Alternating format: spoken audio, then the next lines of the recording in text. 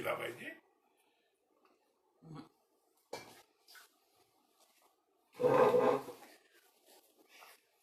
नमस्ते सबको.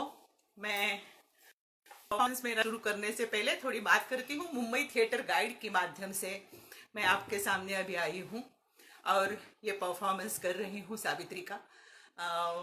पहली दफ़ा मैं ऐसे पूरी टेक्निकल फ्रेमवर्क में परफॉर्मेंस कर रही हूँ. गलती हो जाए तो समझ लेना थोड़ी बहुत. लेकिन मुंबई थिएटर गाइड का और मेरा बहुत ही पुराना रिश्ता है. जब से ये शुरू हुआ है तब से है. तो बहुत ही हैप्पी हूँ. तो उनके लिए ये परफॉर्मेंस कर रही हूँ. तो मैंने आज चुना है छोटा सा परफॉर्मेंस. जब सावित्री सीखने लगी और सिखाने लगी, ये पूरा उसका जो है वो एक 25-30 मिनट में हम करने वाले हैं. मैंने स्क्रिप्ट मेरे पास रखी है क्योंकि ऐसे बैठ कर सिर्फ परफॉर्मेंस करने की आदत नहीं है. तो एक थोड़ा सा डर सा है कि मैं भूल जाऊंगी, बीच में कुछ होगा तो स्क्रिप्ट देखूंगी. लेकिन सावित्री परफॉर्मेंस का नाम है हाँ मैं सावित्रीबाई फूले. और सावित्री तो ये चश्मा नहीं पहनती थी तब, इसलिए मुझे चश्मा तो निकालना ही पड़ेगा. तो चश्मा स्क्रिप्ट के ऊपर रखती हूँ और परफॉर्मेंस शुरू करती हूँ. सावित्री ज्योतिबा जी को, अपने पति को शेठ जी बुलाती थी, ऐसा मैंने पढ़ा कहीं.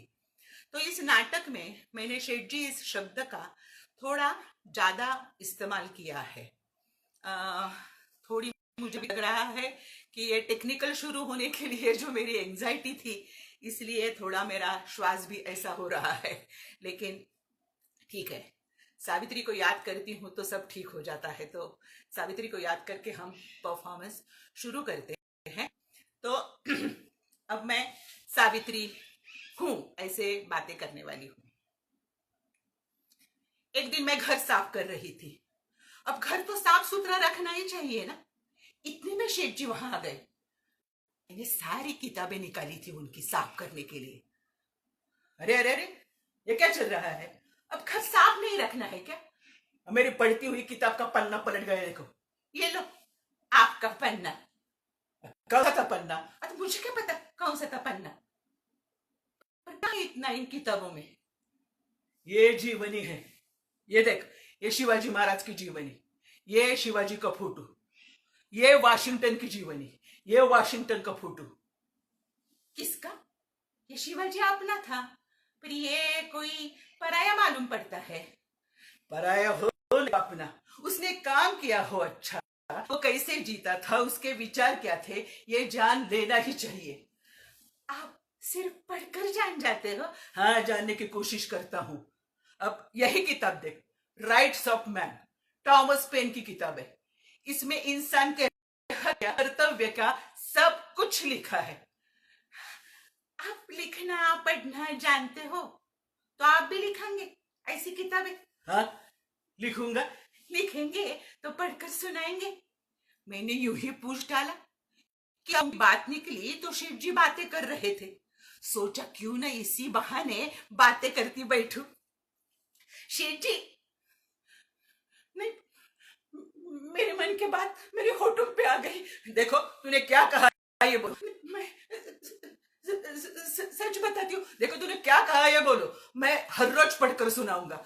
आप हर रोज पढ़कर सुनाएंगे? हाँ, लेकिन तूने क्या कहा ये बोलना पड़ेगा. मैं शेठ जी बोलती हूँ, यानी मेरे मन ही मन में. शेठ जी हंसने ही लगे. आप नाराज तो नहीं हुए? नहीं हुए ना नाराज? नहीं हुआ. बहुत अच्छा लगा ये नाम. तो हर रोज पढ़कर सुनाएंगे?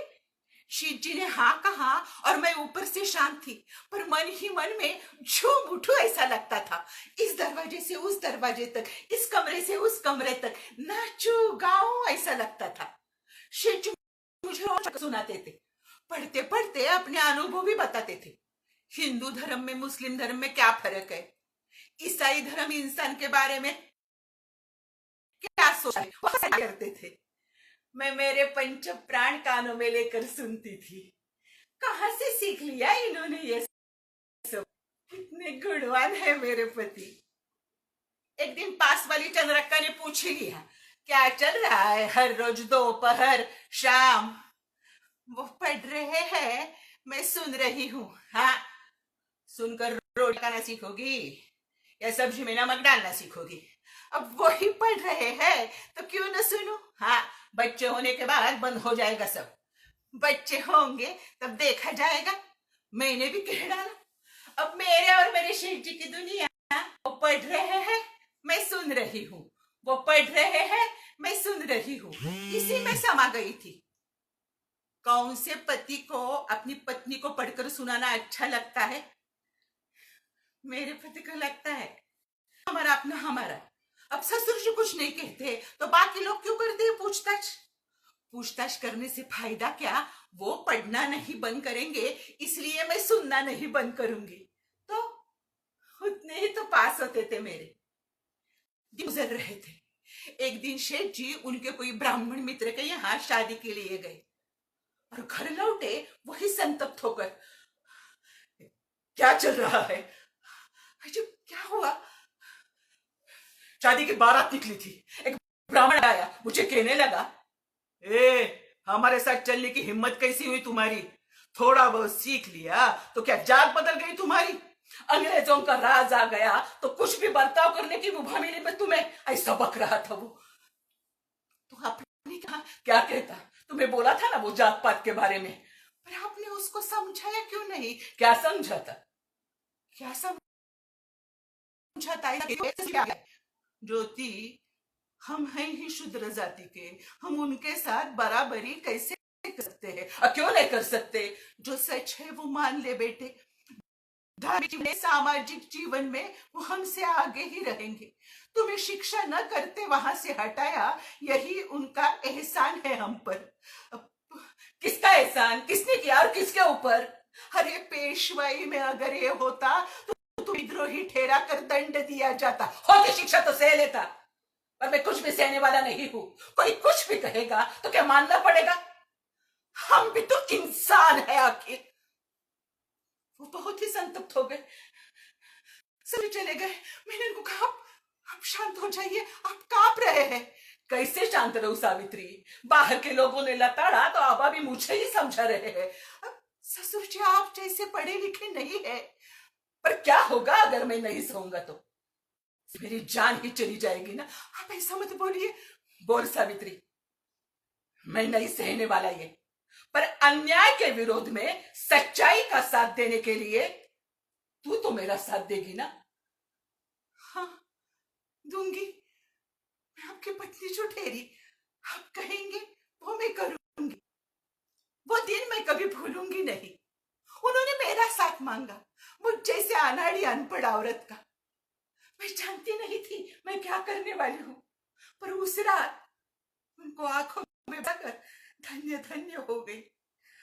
उन्होंने मेरा साथ मांगा, कितना सम्मानित किया है उन्होंने मुझे।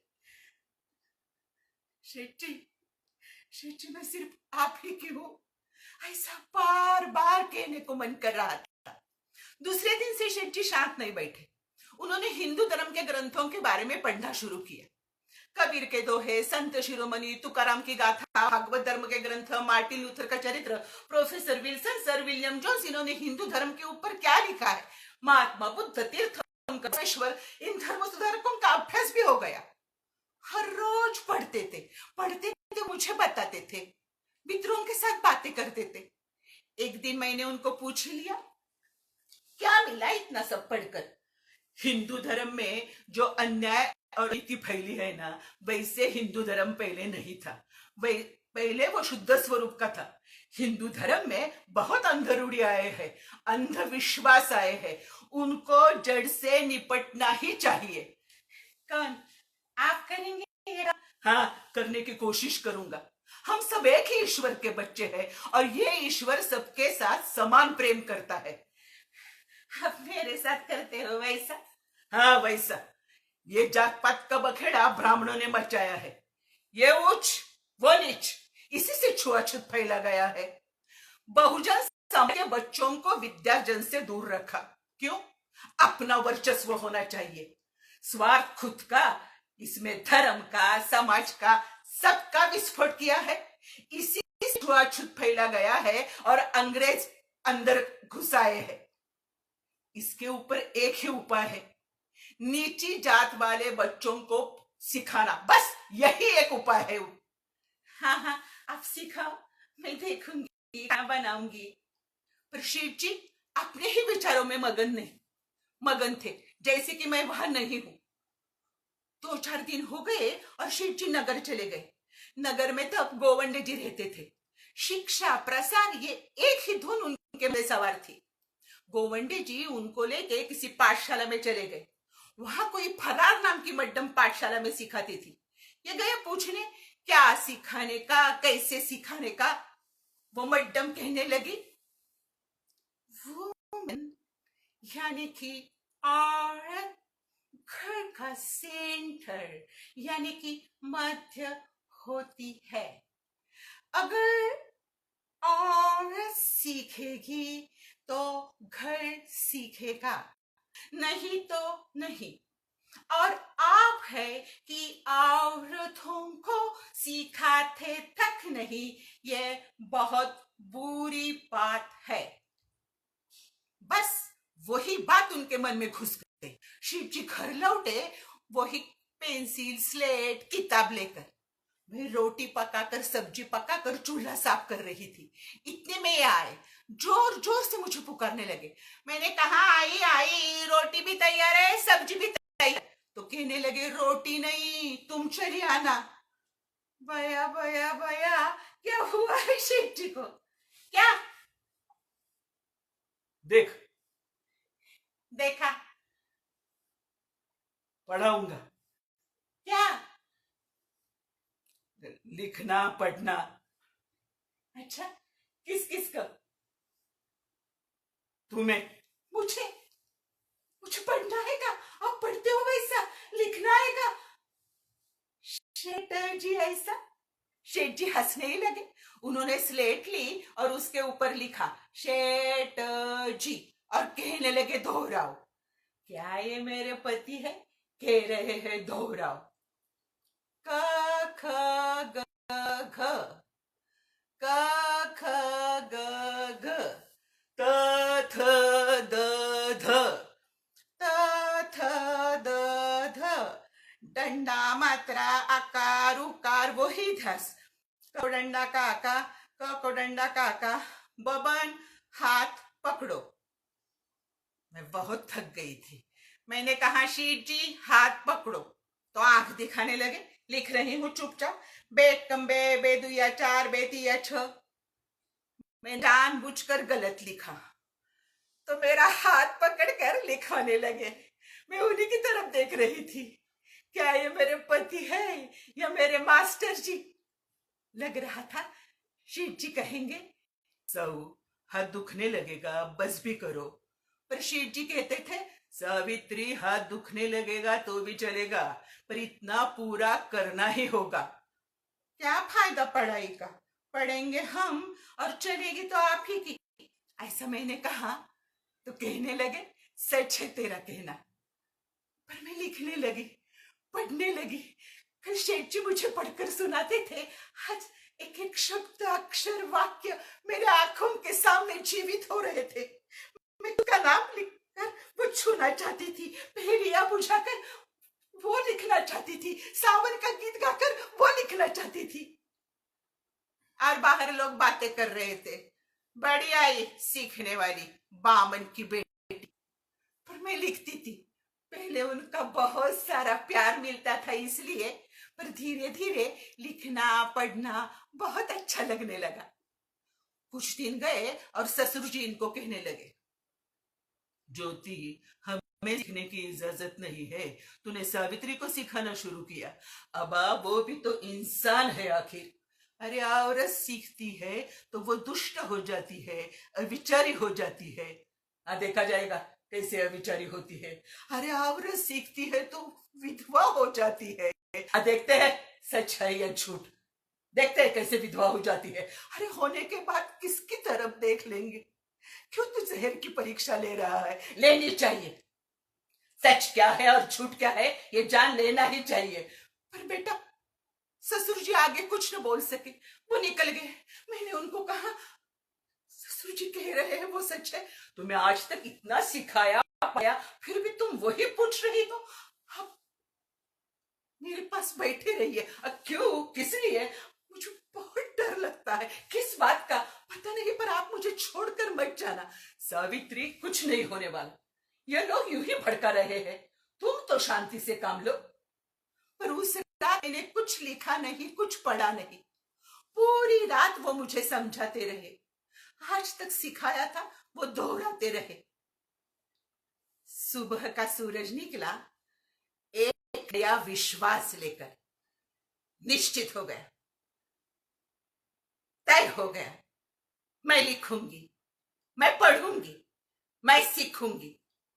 और ऐसे में ही बुधवार पेट में भिड़े जी की हवेली में पहली नीची जात वाले लड़कियों के लिए पाठशाला खोली गई। और एक ही कोहराम मच गया। शूद्र ही नहीं तो शूद्रों की लड़कियां भी सीखने लगी। ये सरासर अनीति है, अनीति। जमाना बदल गया है क्या? जमाना जा रहा था, पाठशाला भी चालू थी। ऐसे में अण्णा साहब चिपळूणकर जी के हवेली में ऐसी ही लड़कियों के लिए और एक पाठशाला खोली गई। कृष्ण शास्त्री चिपळूणकर, विष्णु शास्त्री पंडित, सब थे कार्यकारी मंडल में। विष्णुपंत थत्ते नाम का एक ब्राह्मण पाठशाला में सिखाता था। कुछ भी करो, पाठशाला बंद नहीं हो रही है। तो लोगों ने उस मास्टर जी को तंग करना शुरू किया। काम पर जाओगे तो जात बिरादरी के बाहर किए जाओगे। एक सुर आ गया। काम पर जाओगे तो तुम्हारे बच्चों को भुगतना पड़ेगा। दूसरा सुर पहले में मिल गया। एक या दो, डर गया वो। पाठशाला छोड़ दी उसने।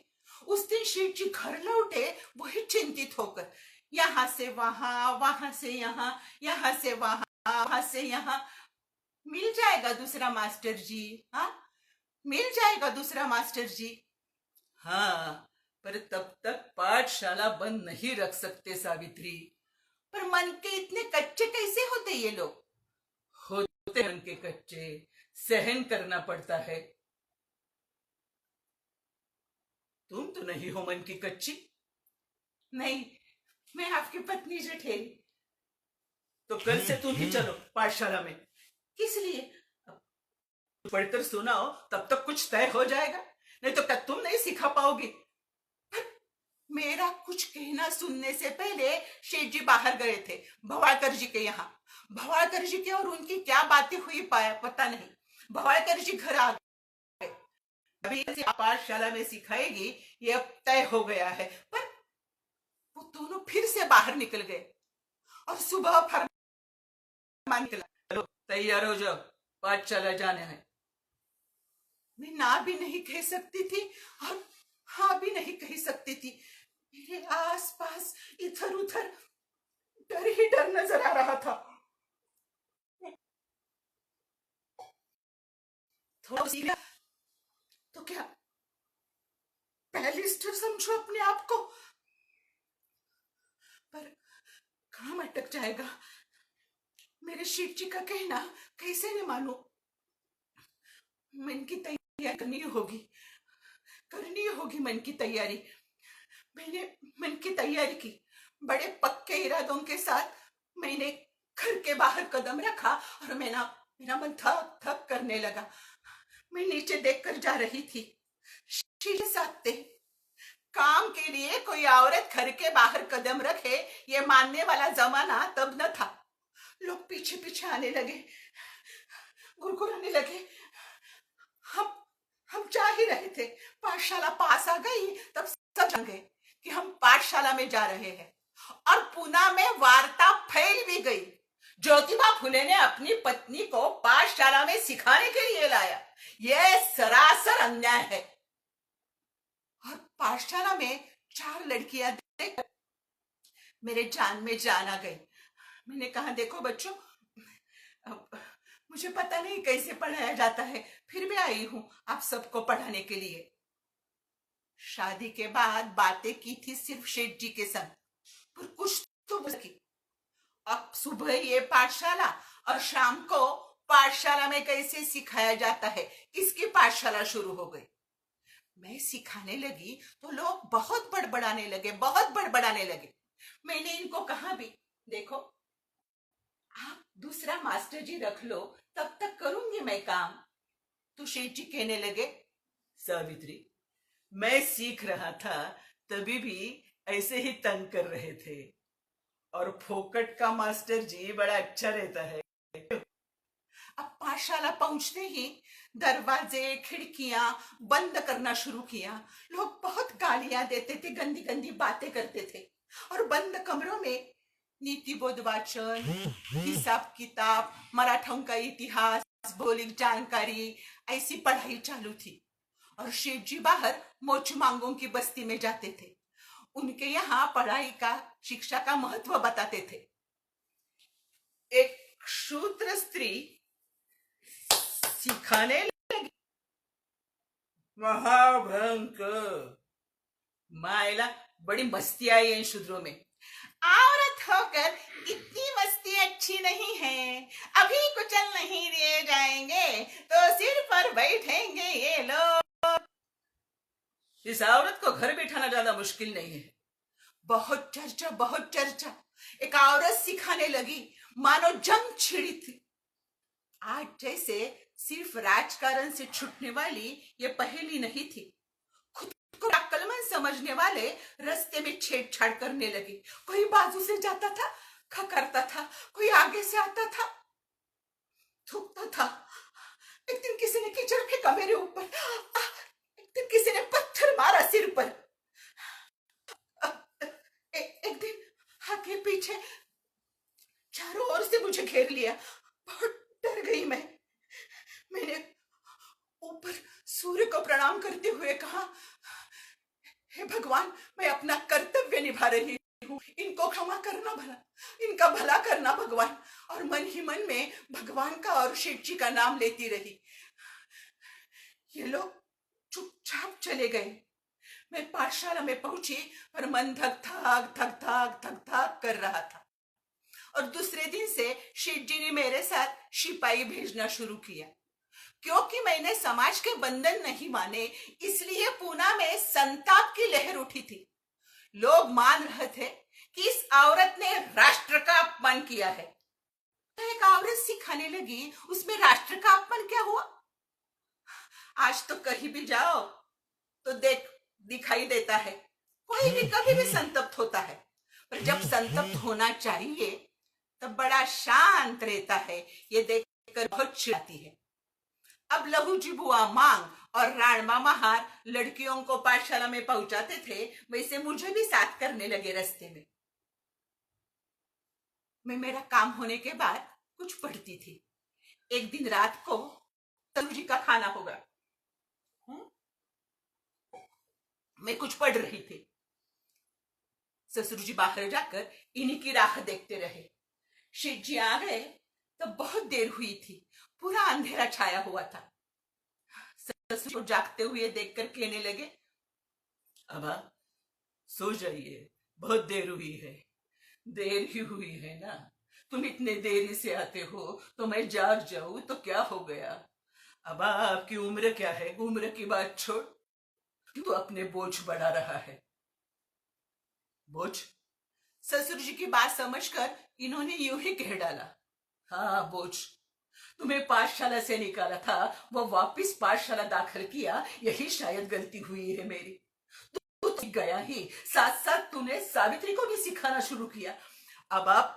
अब हम जो कुछ कर रहे हैं तुम मत बता तुम क्या कर रहे हो। समाज जो करने की इजाजत नहीं दे रहा है वही तुम कर रहे हो। क्यों, किस लिए? रोज बगीचे में कोई मिलने आ रहा है, पहले सीधे साधे पेश आते थे, बाद में धाक धपटार की भाषा शुरू हो गई, और मारा मारी पर उतर आई है भाषा। अब किसने बोला ये बताओ, क्या करेगा ये तू जान लेकर? अब मैं जो कुछ कर रहा हूं तुम मत बता तुम क्या कर रहे हो। समाज जो करने की इजाजत दे नहीं रहा है वही तुम कर रहे हो। क्यों, किस लिए? अब ये काम मेरे लिए महत्वपूर्ण है। देखो तुम तो एक सीख गए ही, साथ साथ तूने सावित्री सिखाया और उसको भी लेके तुम जा रहे हो। अब आज सावित्री सीख गई और उनको सिखाने लगी, इसीलिए हम बाकी लोगों को बोल सकते हैं कि बाहर आओ, चलो, सीखो। अरे किस लिए सीखे? समाज ने जो जिंदगी दी है वही अपनी जिंदगी मान अब क्यों नहीं जी लेते? अब ये काम अब मैं नहीं रुक सकता। अरे मैं क्या करूं रे? मुझ जैसे बाप ने क्या करना चाहिए रे? ओखली में सिर दे बैठा हूं, ऊपर से घाव ही घाव पर रहे। मैं आज लोगों को जुबान दे के आया हूं, एक तो ये दोनों पाठशाला छोड़ेंगे, नहीं तो घर।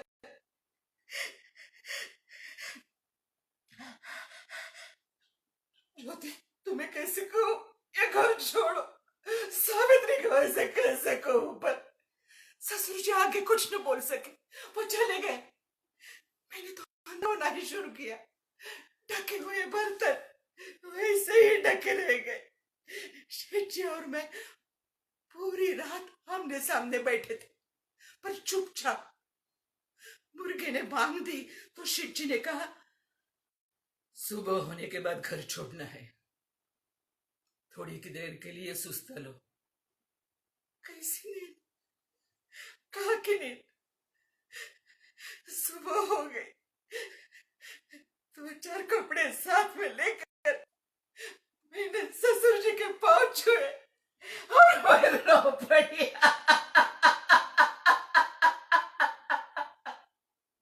ससुर जी भी रो रहे थे। उन्होंने मुझे ऊपर उठाया। जिस घर में मैंने ना पढ़ना सीखा, वो मेरा अपना घर छोड़कर मैं बाहर जा रही थी, हमेशा के लिए। पाँव कांप रहे थे, पर घर छोड़ा और लोग बाहर बातें कर रहे थे। फूले ने घर छोड़ा तो छोड़ा, अपनी पत्नी को साथ लेकर छोड़ा। कहां भुगतेंगे ये पाप? हम ही अपनी पाप की गठरी बांध रहे थे। उनके कुछ मित्र और उनकी बीबियां हमारा साथ दे रही थी। उस्मान भाई शेख और फातिमा शेख, इन भाई बहनों ने उनके घर में आसरा दिया। इंसान ही इंसान को खींचता है और इंसान ही इंसान को ऊपर उठाता है। कुछ दिन के बाद हमने हमारा अपना घर किया। अब तो क्या हमारा ही घर, हमारे ही घर में चर्चाएं होने लगी। ये सब लड़कियां सीखने लगी, पर आज भी गांव में जाकर देखो तो लड़कियां नहीं सीखती हुई नजर आती है। ऐसा क्यों होता है? सबने सीखना चाहिए। मुझे उन दिनों की एक बात याद आ रही है। एक दिन मैंने लड़कियों को निबंध लिखने के लिए कहा। रखमा होगी 13-14 साल की, उसका लिखना पूरा हो तो वो उठ गई और पढ़ने लगी। निबंध का नाम है मैं और या धर्म। बामन लोग कहते हैं वे ये हमारी धर्म संपत्ति है, हम ही उसका अवलोकन करेंगे।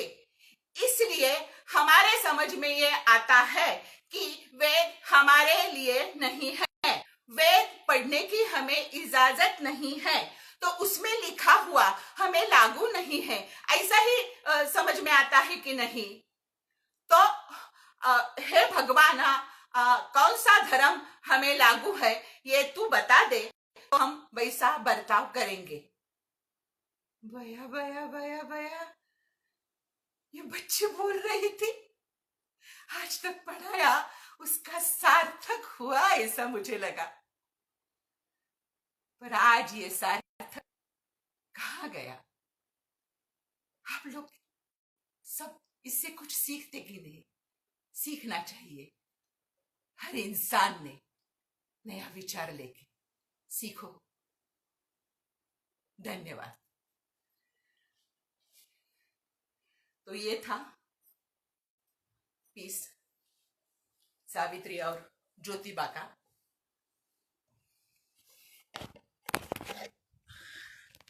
वैसे तो पूरा पीस इससे बड़ा है, लेकिन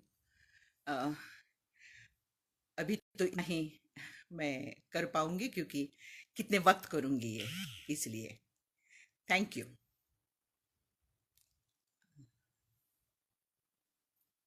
अब इससे तो पता नहीं मुझे कि प्रश्न तो नहीं ले पाऊंगी शायद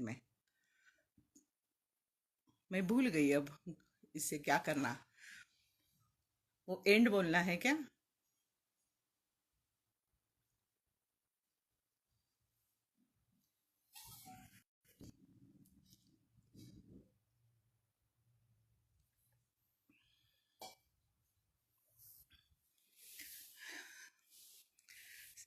जो भी देख रहे हैं उनका मैं धन्यवाद करती हूँ फिर से।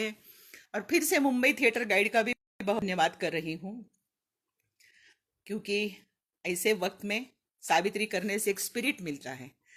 तो thank you Mumbai theatre guide, Deepa और दीपा की टीम पूरी। तो क्या करना है ये मुझे कुछ सूचना दे दो, मुझे पता नहीं है वो रोकना कैसा, एंड बोलना है।